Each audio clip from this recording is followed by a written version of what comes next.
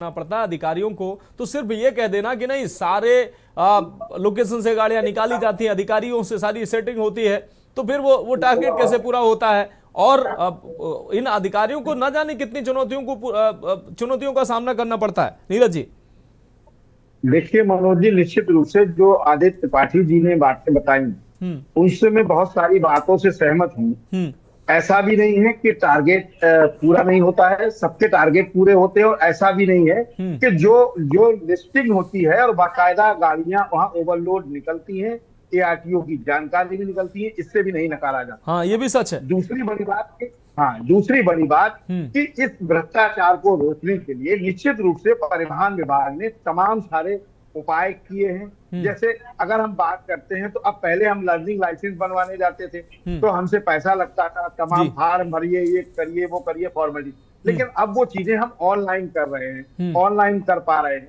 तमाम चीजें, भ्रष्टाचार में कमी आई है। हम्म लेकिन अब आप ये कहिए कि एक चीज से मैं इस पूरी घटना में सहमत नहीं हूं। हम्म मैं इस बात को किसी सूरत में नहीं मान सकता कि एआरटीओ की गाड़ी की चाबी निकालने की हैसियत उत्तर प्रदेश के अंदर किसी ड्राइवर की हो, हम्म क्योंकि उनके साथ 4 से 5 आदमी का, जैसा आदित्य त्रिपाठी जी ने बताया, हम्म स्टाफ रहता है। और ड्राइवर क्योंकि गाड़ी में केवल चलाने का काम करता है और वो पॉकेट पे बैठा रहता है गाड़ी में। हम्म ऐसा नहीं है जब उतर के आके सड़क पे चेकिंग करता हो। हम्म जो अन्य स्टाफ होते हैं वो काम करते हैं, जी। सड़क पे आके गाड़ियों को रोकना, पेपर लाना और मैडम को दिखाना या बॉस को दिखाना।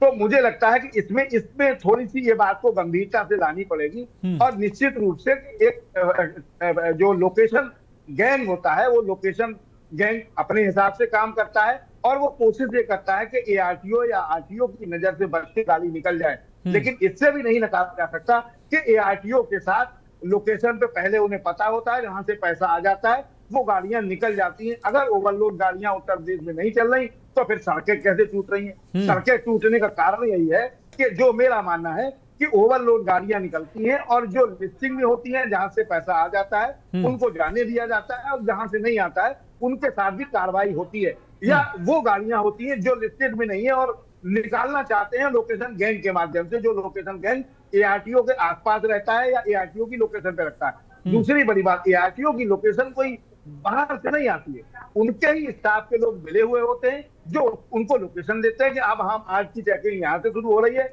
यहाँ तक रहेगी। लेकिन सरकार को मुझे लगता है कि एक काम जरूर करना चाहिए कि रात में अगर महिला अधिकारी है या पुरुष अधिकारी है, अगर वो वाहन चेकिंग कर रहे हैं तो उनके आसपास पुलिस की एक गाड़ी रहे, जो संख्या बल के आधार पे अगर पुलिस रहती है तो नॉर्मली किसी की हिम्मत और हैसियत नहीं है, क्योंकि कानून व्यवस्था का जिस तरह की दावे भारतीय जनता पार्टी की सरकार कर रही है, अगर उनमें सच्चाई है तो इस तरह की घटना नहीं हो सकती। और मैं ये बात को कह सकता हूं, मुझे नहीं लगता कि कोई भी ट्रक ड्राइवर नशे में है, 100% होगा। लेकिन गाड़ी की चाबी अगर एआरटीओ की वो निकाल लेता है, ये संभव मुझे नहीं लगता। जी मनोज जी। ठीक है।